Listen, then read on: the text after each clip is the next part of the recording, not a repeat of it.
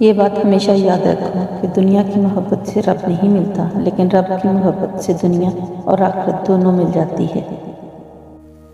قربان مصطفیٰ صلی اللہ علیہ وآلہ وسلم ہے، میری امت کو قیامت کے دن اس طرح بلایا جائے گا کہ ان کی پیشانیاں اور ان کے پاؤں وضو کے اثار کی وجہ سے چمک رہے ہوں گے۔ ہر انسان کو یہ فکر تو ہے کہ میرے مرنے کے بعد میری اولاد کا کیا ہوگا، لیکن کسی کو یہ فکر نہیں کہ میرے مرنے کے بعد میرا کیا ہو۔ بہترین لوگ بہترین نیت رکھتے ہیں، جس کی وجہ سے رب ان کے کاموں کو سنوار دیتا ہے، اور جس کام کو رب سنوار دے اسے کوئی کیسے بگاڑ سکتا ہے۔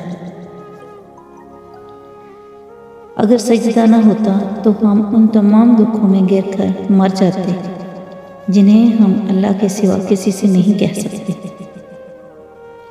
تم خوش ہو یا تکلیف میں، سب سے پہلے اپنی بات اللہ کو بتایا کرو۔ کوشش کرو جس چیز کے لیے تم خود ترس رہے کوئی دوسرا آپ کی وجہ سے نہ ترسے، پھر چاہے وہ رشتے ہوں، خوشیاں ہوں یا سکون۔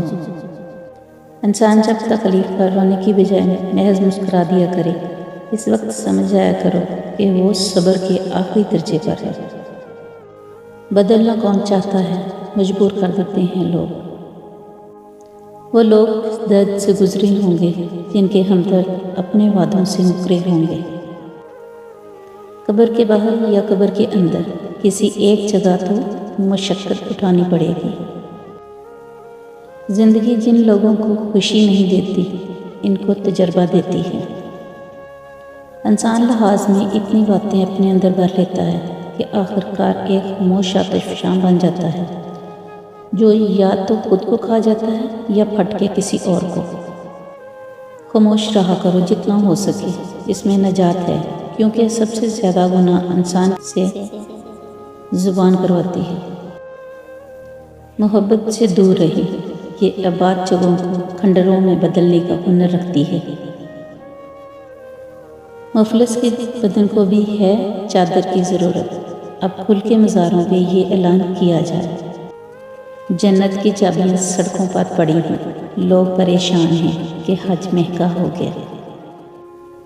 احساس کے ترجمے نہیں ہوتے، انہیں صرف محسوس کیا جاتا ہے۔ کچھ نیکیاں ایسی بھی ہونی چاہیے جن کا اللہ کے سوا کوئی گواہ نہ ہو۔ ہم زندہ بندے کو روٹی تو نہیں دیتے، پر مرے ہوئے کے نام پر دے دیتے ہیں۔ میں بھی رہتا ہوں پاس مسجد کے، میں بھی یا رب تیرا پڑوسی ہوں۔ اپنی شکایت بھول کر دوسروں کے دکھ خاموشی سے سننا بھی ایک فن ہے۔ مرنے والوں کو روتے ہو کیا، بے بسی دیکھو جینے والوں کی۔ میں نے زندگی سے کسی کو نہیں نکالا، سب اعتبار کے حادثے میں مر گئے۔ لوگ ہم سے جل رہے ہیں، مطلب ہم سے ہی چل رہے ہیں۔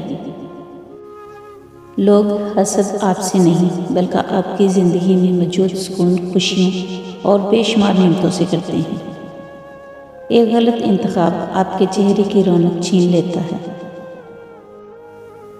لوگ بدلتے نہیں ہیں، بے نقاب ہو جاتے ہیں۔ کبھی کبھی انسان کو وہ رشتے بھی تھکا دیتے ہیں جو اس کا سکون ہوتے ہیں۔ ویڈیو دیکھنے کا شکریہ۔ میرے چینل کو لائک کریں، شیئر کریں، سبسکرائب کریں۔ اللہ حافظ۔